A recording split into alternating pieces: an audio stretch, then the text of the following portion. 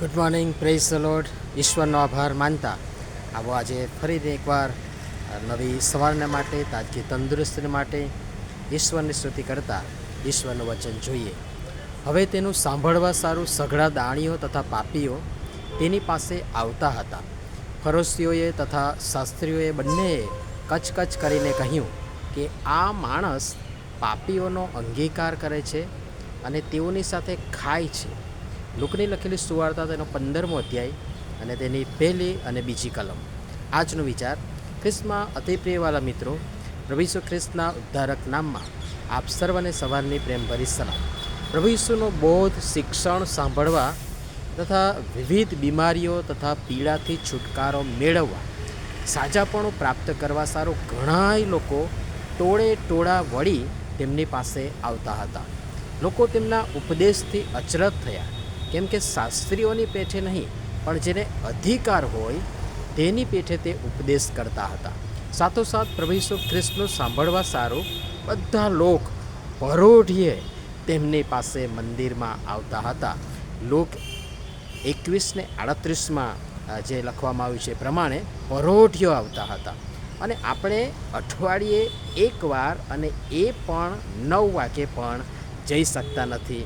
એ આપણા માટે દુઃખની અને અફસોસની વાત કહેવાય. પ્રભુ ઈસુનું સાંભળવા અને સાંભળનારાઓએ કબૂલ્યું કે તેમના જેવું આજ દિન સુધી કોઈ બોલ્યું નથી. અહીં વચનમાં સઘળા દાણીઓ તથા પાપીઓ તેમની પાસે સાંભળવા આવ્યા છે. મતલબ તમામ વર્ગના લોકો, તમામ પ્રકારના લોકો અને પાપીઓ પણ. અને પાપીઓ પાપની કબૂલાત કરે, પસ્તાવો કરે, પાછા ફરે અને બચી જાય. એ જ તો દેવ બાપની ઈચ્છાની યોજના હતી અને આજે પણ છે.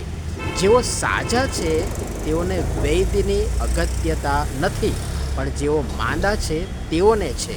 કારણ કે લખવામાં આવ્યું છે માથી 9 અને 12 ને 13 પ્રમાણે, કેમ કે ન્યાયીઓને નહીં પણ પાપીઓને તેડવા હું આવ્યો છું.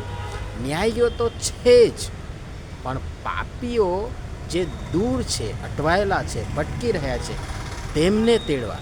અહીં ફરીથી કહીશ કે પ્રભુનું સાંભળવા દાણીઓ પાપીઓ જ નહોતા જતા, પણ તમામ લોકો જતા હતા.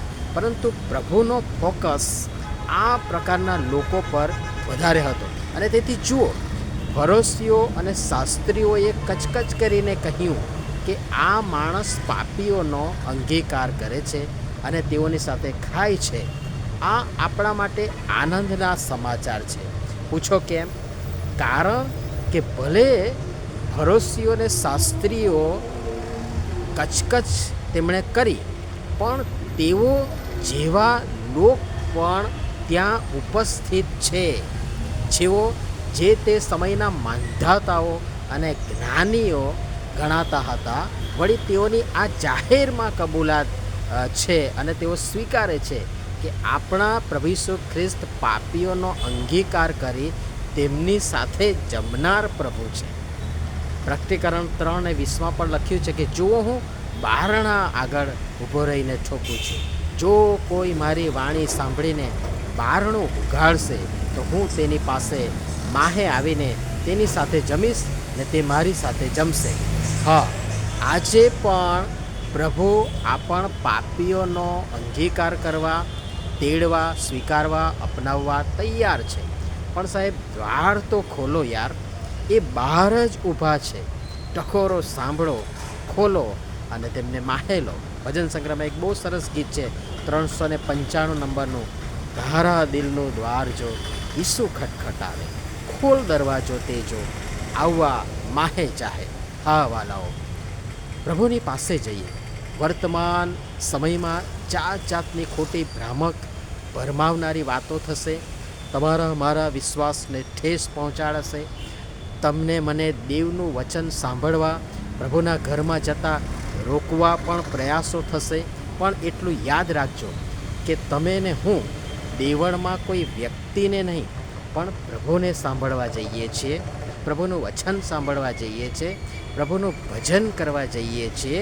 બસ આપણે પિત્તરની પેઠે કહીએ જે યોહાન 6:68 નોંધવામાં આવ્યું છે કે પ્રભુ અમે કોની પાસે જઈએ, અનંત જીવનની વાતો તો તમારી પાસે છે. પ્રભુ સમજવા પણ સર્વને સહાય તથા મદદ કરો. આમીન. ધન્યવાદ.